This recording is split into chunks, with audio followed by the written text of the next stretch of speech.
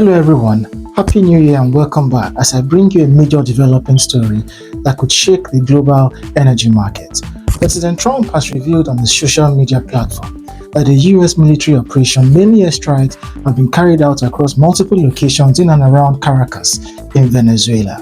He said that the airstrikes were successful and that President Maduro and his wife were taken into US custody. This is a major development, not just politically, but economically.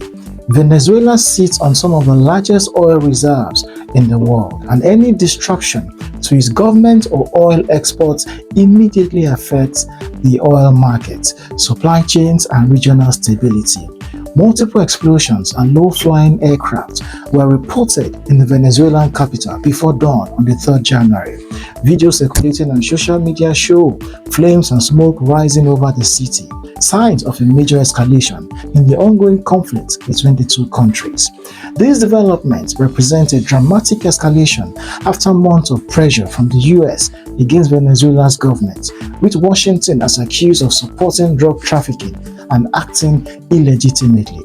Prior to this attack, there have already been imposed sanctions, tanker seizures and strikes on alleged drug boats and facilities across Venezuelan territory. This latest move is a sharp escalation.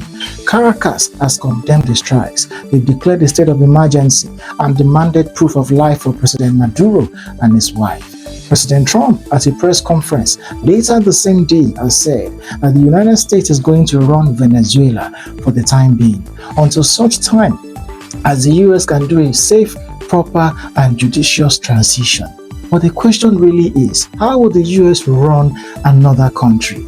President Trump said further that it's because the US wants to surround itself with good neighbors, to surround itself with stability, with energy. He said that the US have tremendous energy in Venezuela, hence the important need to protect it. Trump made these remarks undoubtedly referring to Venezuelan oil. The situation and development have very significant implications for global geopolitics, which will certainly grab the headlines in the coming days. From an energy perspective, the implications are significant also in relation to oil production. Venezuela's already fragile oil output could be hit further, tightening global supply until stability returns to the country. For market volatility, crude prices may spike, especially if the situation destabilizes the wider region.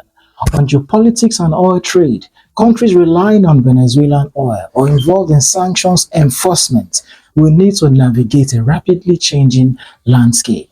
For more context on this conflict, you would recall that since mid-2025, US operations, maritime interdictions, sanctions, and military deployments were clearly aimed at mounting both security and economic pressures on Venezuela.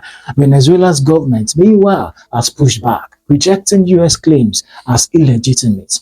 For energy markets, the key questions are: how long will production and exports be disrupted? And what ripple effects are we going to see across the Caribbean and Latin America? These aren't just political questions. They are very critical that may affect everything from shipping, logistics to crude pricing strategies. We will keep tracking these developments and how they unfold. I am Babatunde. Follow this channel for more updates on the energy market and don't forget to like and subscribe. Thank you for watching. Bye-bye.